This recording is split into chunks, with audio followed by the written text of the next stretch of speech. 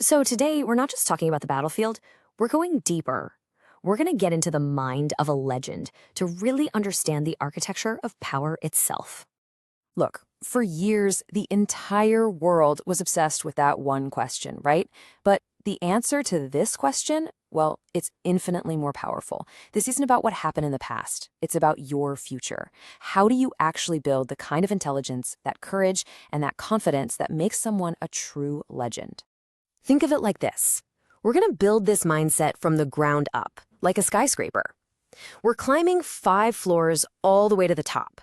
Each floor is a new level of influence, so let's start at the very foundation. All right, ground floor, and this one is absolutely fundamental. Before anyone else in the world is going to believe in you, you have to believe in yourself. You see, power isn't something that's just handed to you. It's something you project. Your attitude on the inside completely dictates your reality on the outside. Okay, just take a look at this. It's a tale of 2 completely different outcomes. On the left, you've got King Louis Philippe. I mean, this guy had the crown, the title, the whole shebang. But he acted like an ordinary guy. And you know what happened? His people started treating him like one, and eventually they kicked him out. But then on the right, you have Christopher Columbus, a commoner, born the son of a liquor seller, who acted with this unshakable royal confidence. So how did he do it? Well, his demands were just audacious. He asked for 10% of profits and the title Admiral of the Ocean Sea. Who does that? By asking for something so bold, he completely changed the psychology of the negotiation. He wasn't begging for a handout. He was proposing a partnership of equals. The key takeaway here is simple. The world takes you at your own valuation. And who embodies this better than the man himself, Muhammad Ali? I mean, this quote just says it all. He often won the fight before a single punch was thrown, just with his attitude. It's kind of like a placebo effect for success, right? You carry yourself with the confidence of the person you want to become, and your mind and the world around you starts to catch up. You literally fake it till you make it. All right, so we've laid the foundation. Now we're heading up to the first floor. Once you've established your own value, the next step is to learn how to make it scarce. Why? Because anything that's rare is always seen as more valuable. Okay, this is a total masterclass in strategy. Diocletian didn't just grab power. He created a situation where people literally begged him to take it. First, step 1, he made himself absolutely essential. Then, step 2, he just disappeared. He retired. Now here's the genius part. Why did everything fall into chaos when he left? Because he planned it that way. He had spent years centralizing all the power around himself, getting rid of any rivals. He made himself the single point of failure for the entire system. So that chaos, that wasn't an accident. It was a trap. His absence created the demand, and he was the only supply.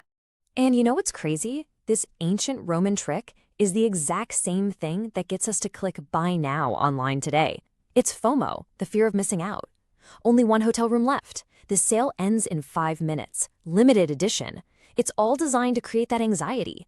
By making yourself or your skills or your time less available, you don't just increase your value, you make people terrified to lose you.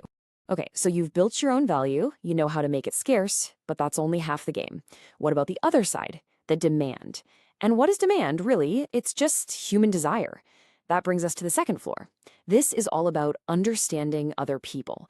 Because let me tell you, the most valuable currency on earth isn't money, it's insight into what makes people tick. And this right here, this is like a law of physics for social dynamics. It's fundamental. You can have the best ideas in the world. You can be the smartest person in the room. But if you don't get what drives, scares, and motivates the people around you, you'll never, ever be able to lead them. I mean, just look at this list. This is incredible. The art dealer Joseph Duveen didn't just try to sell a painting. He basically reverse engineered a human being. He spent years finding out everything about his target, Andrew Mellon. Why go to all that trouble? Because when Duveen finally walked into that room, he wasn't selling art, nope. He was selling Mellon a piece of his own identity.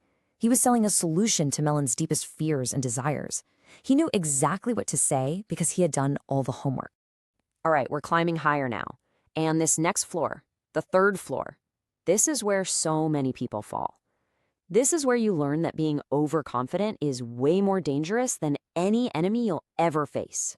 You have to keep fighting until the very, very end. So what's with this number 99.9%? Well, that's the moment you think you've won.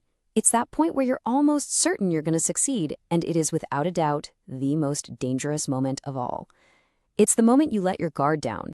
And if you want a perfect and kind of brutal example of this, look no further than this moment in history.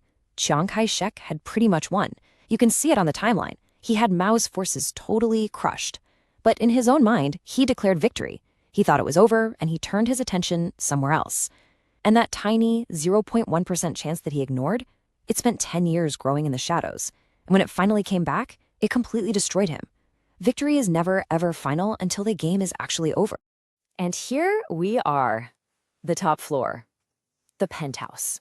You can come up with the most brilliant ideas all by yourself, but real, lasting power is never built alone. It's built through people, with people, and for people. You couldn't find two more different stories to prove this point. On one hand, you have Qin Shi Huang. He built the Great Wall to keep his enemies out, but in his paranoia, he ended up trapping himself inside. He totally lost touch with his own people, and his empire just crumbled from within. But then you have Shakespeare. He lived among the people. He was out there, in the taverns, in the streets, observing everything. He understood people because he was with them. His power wasn't locked away in a palace. It was in his connection to the human experience. And that's why his influence is still so powerful, centuries later. Isolation leads to weakness. Connection builds a legacy. So let's recap the whole climb, right? There it is, the 5-floor structure. It all starts on the ground floor with your own self-belief. Then you go to the first floor where you learn to manage your value by creating absence. You build on that by understanding others on the second. You protect everything by never getting complacent on the third. And you make it all last by ruling through connection on the top floor. Look, this isn't just some interesting idea. This is a practical guide. You don't have to build the entire skyscraper overnight. Just look at these 5 floors and ask yourself a simple question. Where's my foundation a little weak? Which level do I need to work on right now? Because power isn't a destination you arrive at. It's something you build, one floor at a time.